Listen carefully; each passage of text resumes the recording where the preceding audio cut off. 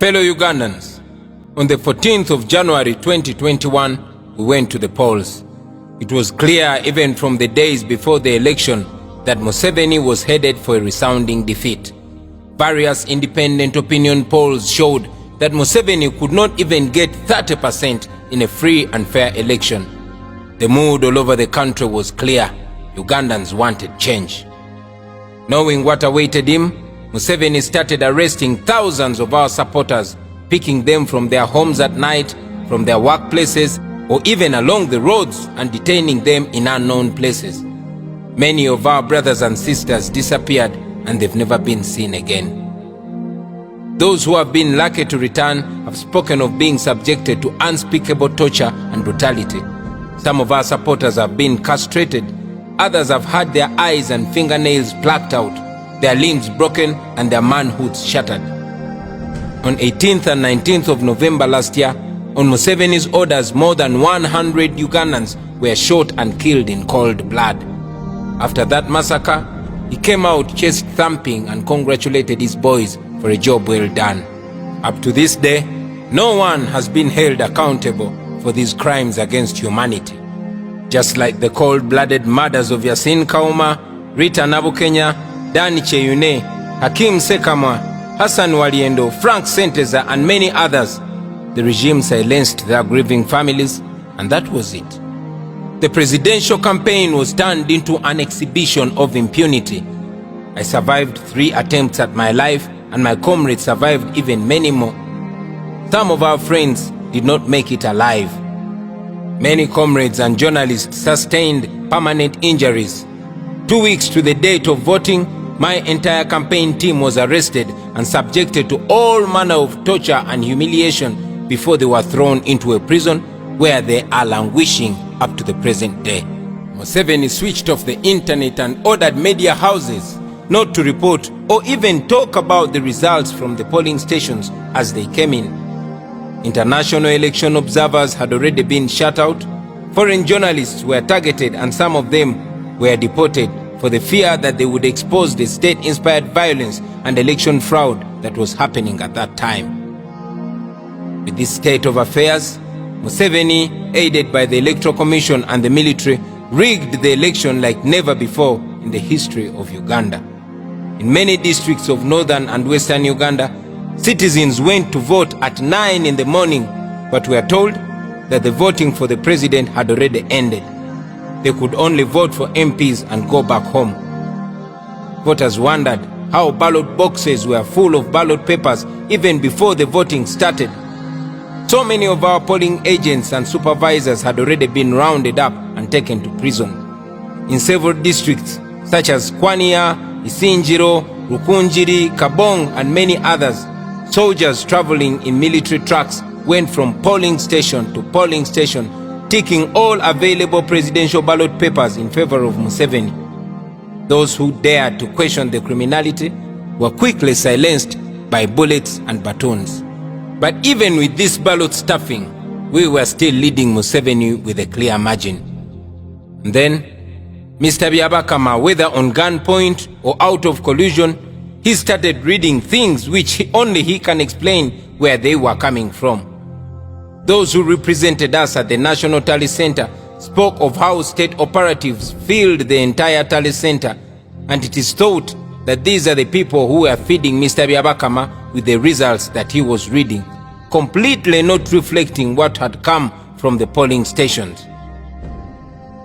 Then on the 16th of January, by 4 p.m., Mr. Byabakama completed the fraud and announced Museveni as the winner. Once again, General Museveni and his small clique of gunmen imposed themselves on the people of Uganda. Up to now, the Electoral Commission is still grappling with forged results.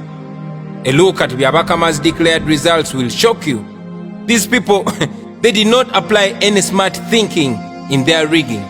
It was crude. At hundreds of polling stations, the dead resurrected and voted. Byabakama claims that 100% registered voters turned up and voted. Some presiding officers were not intelligent in their overzealousness. The number of those who voted was actually more than the number of the registered voters by far. Knowing the kind of election fraud that he had just committed, Museveni quickly placed me under house arrest as hundreds of soldiers surrounded my home and our party head office. Having disabled our U-Vote app by switching off the entire internet, they knew we were still determined to tally our results, and so they started arresting all our comrades who had DR forms. And then the abductions and kidnaps intensified in those dreaded vehicles commonly known as drones. By the time the High Court ordered for my release from house arrest, there were only 4 days remaining to petition the Supreme Court about the suppression of the voice of the people of Uganda. Despite so many doubts about the Supreme Court from so many people, we decided to give the judicial process a chance. We all now know what Museveni has done to our public institutions. The Supreme Court clearly showed outright bias. The Chief Justice, through his conduct and comments, showed that the matter before him was decided long before we even filed it. So it was because of these reasons that we decided to withdraw the case from the Supreme Court and bring it to you, people of Uganda. With the fraudulent announcement, Mr. Byabakama and his 6 electoral commissioners suffocated the voice of the people of Uganda. And then Mr. Uwinyidoro and his panel of 8 people shut out our evidence and denied us an opportunity to amend our petition and raise other strong grounds, an opportunity that had been given to the previous petitioners in a similar matter. All these individuals hold offices in trust of the people of Uganda, but they betrayed that trust and chose to please the one who appointed them, leaving Ugandans totally on their own. So today, I want to once again remind all of you, my fellow Ugandans, that we are on our own.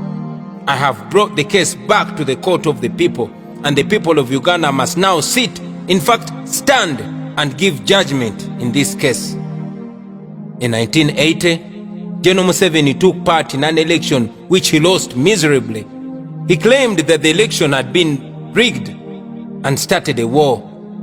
500,000 of our people died in pursuit for a better Uganda. But look what Museveni has done. He has betrayed the blood of our people and has done many times worse than the regimes he castigated for rigging elections and for killing people and for causing enforced disappearances. Ugandans must now rise to the occasion and resist Museveni and his regime of blood. As we have been saying, we are non-violent and lawful. Our philosophy stands firm. People power is stronger than the people in power. Article 3 of our country's constitution empowers the citizens of Uganda to do everything in their power to restore the constitutional order once it has been overthrown, just like it is under Museveni.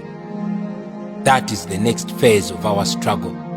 Many of you fellow Ugandans have been asking us what is next. The answer is you, me, all of us. The answer is people power. I therefore call upon all of you fellow Ugandans to rise and demand for our election victory, to demand for the immediate release of all the political prisoners, to demand that the security agencies immediately bring back all our people that have been abducted and kidnapped by the government in drones. We want our people back, dead or alive. Let us demand for an end to trying civilians in military courts. Fellow Ugandans, here and all over the world, let us stand up to the relevant offices and demand for answers. You can wear your mask and demonstrate peacefully. It is within the law. It may take shorter or longer, but I can assure you that if we come together and protest and demonstrate against the dictatorship, we shall get positive results. I call upon all of you fellow citizens of Uganda to rise and evoke Article 29 of our Constitution and demonstrate against a regime that has oppressed us and exploited us and turned us into slaves in our own country. To all our leaders, this is your time to offer leadership to our people as we embark on the next phase of the struggle. To you fellow Ugandans in the diaspora, please stand up and demonstrate at all our embassies all over the world at the parliaments in your countries and all relevant offices. To the men and women in uniform, the police and the military, I urge you to respect the right of the people of Uganda to protest peacefully.